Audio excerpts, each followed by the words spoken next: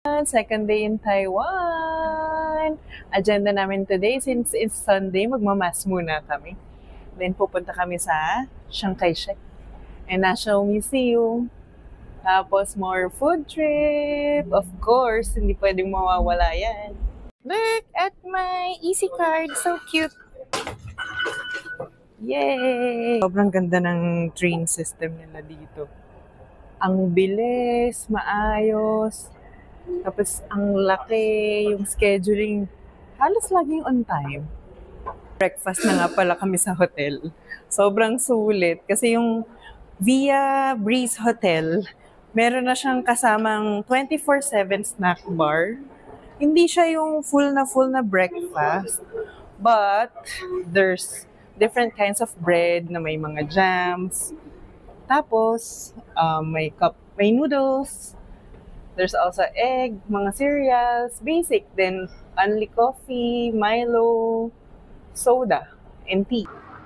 Malapit na to sa Sinyi Road.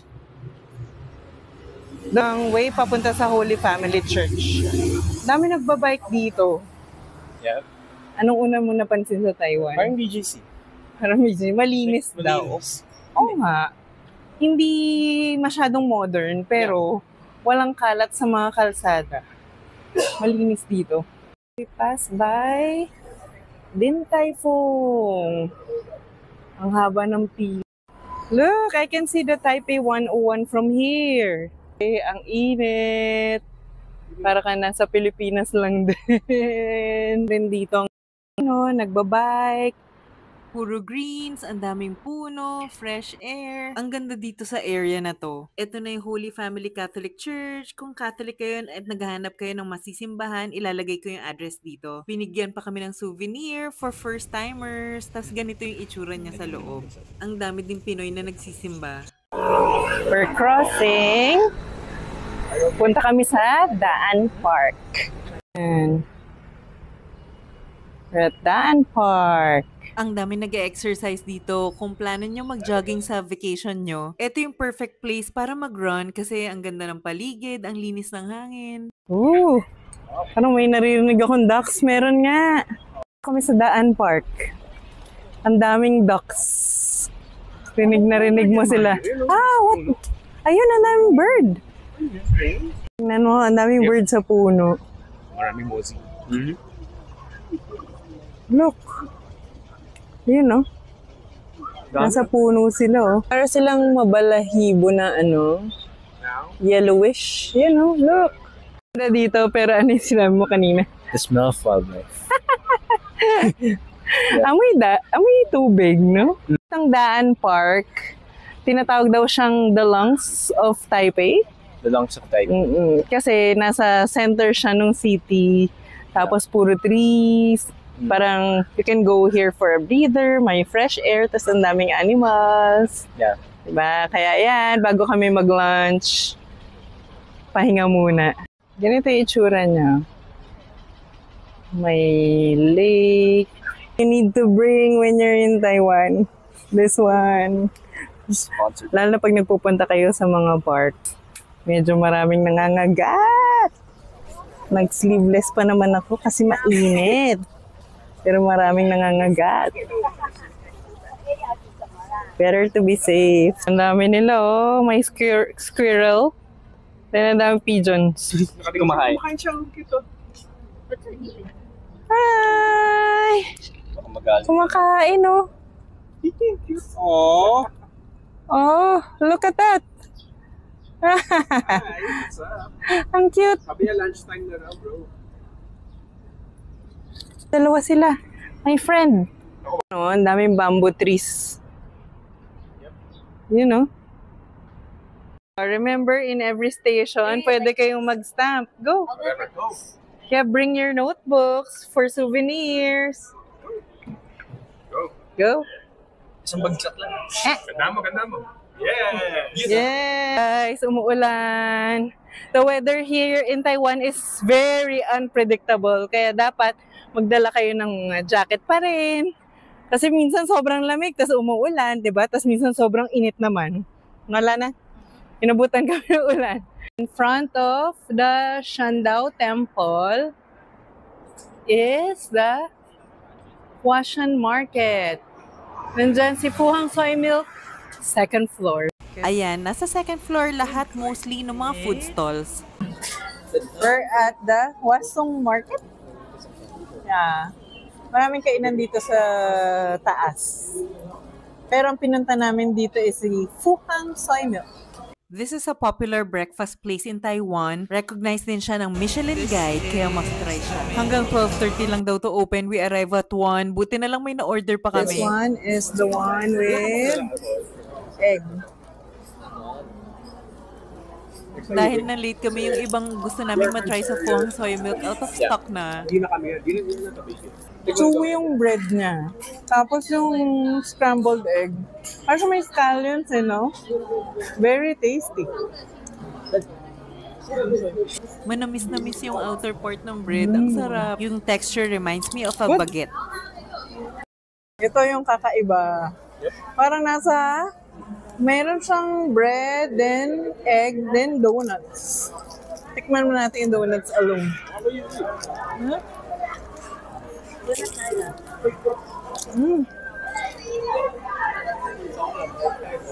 Hindi siya lasang bicho-bicho. Tingnan nyo. It's super airy and crispy.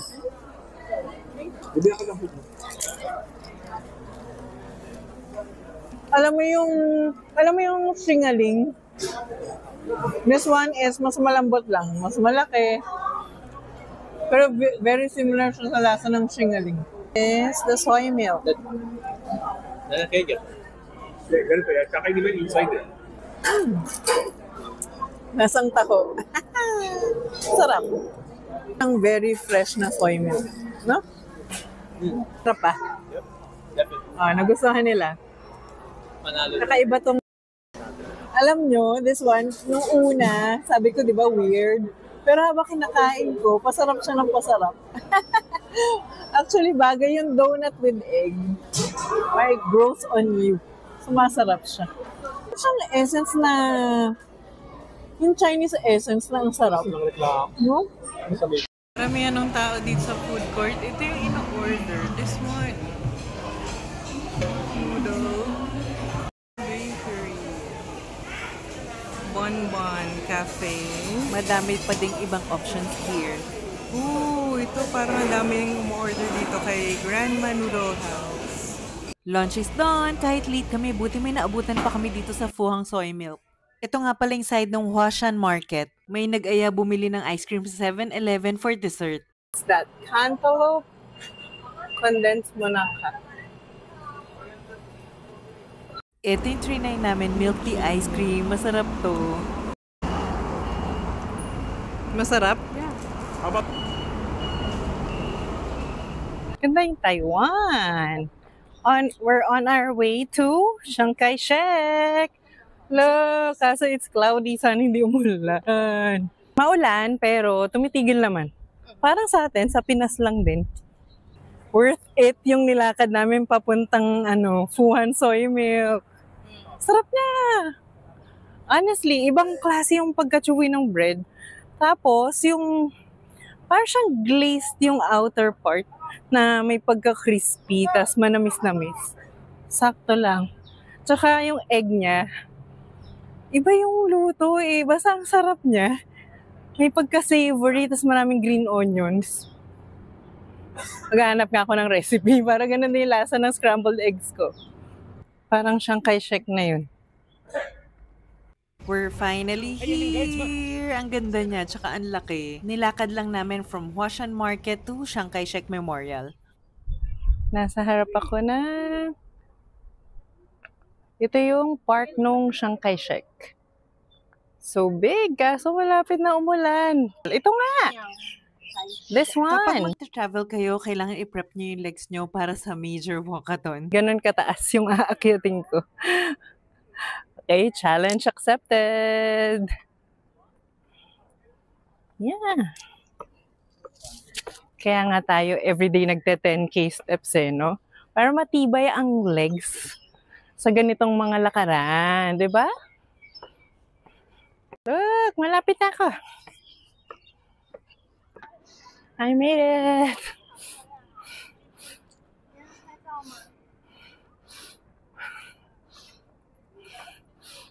Hingal.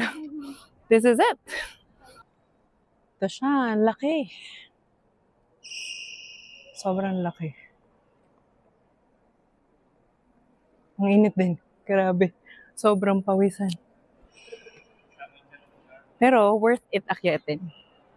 Dahil umulan, nag-decide kami na ikutin yung art gallery sa baba. Napagod kami umakyat dun sa taas, pero pag may kasama kayong mga senior, may elevator naman sa loob, malapit lang dito sa Art Museum. Okay din dito kapag may kasama kayong kids kasi air condition, tapos may mga activities na kung saan pwede silang mag-stamp. Kailangan mo lang ma-visit lahat ng sections, tapos magsa-stamp ka for every section. Pag na-complete ng kids, makakaubuo sila ng isang picture, pwede nilang maging souvenir. Oh, can I try? 来，我们来抽好号，把好号带回家。 This is number 3. 的近视一号带回家。我们直接给你号。 Oh, 谢谢. Thank you.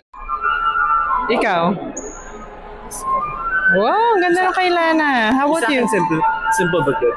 Yeah. At this point, umulan, kakahanap namin doon sa Chun Shui Tang, yung widely accepted na birth of bubble tea. Ayan, naubutan tuloy kami ng ulan, pero dito lang to located sa may Chiang Kai-shek Memorial Library. See yung maliit na butas na yun, pasok lang kayo dyan at nandun na yung Chun Shui Tang. Kahanap nung original milk tea, basang-basa kami. Lakas ng ulan. Oh, look at me, basang sisiyo. Eto na siya, nahanap na namin. So excited to have dinner at Chun Shui Tang, the birth of bubble tea. Maganda yung branch nila dito near Chiang Kai-shek. You have to get a queue number first, tapos tatawagin na kayo ng staff. May black tea, bubble tea, and marami pang drink options. Dahil maulan that day, dito na rin kami nag-decide mag-dinner. Madami din silang food options. Nag-try kami ng 3 sa menu nila. Look at their card. Pwede pang bookmark.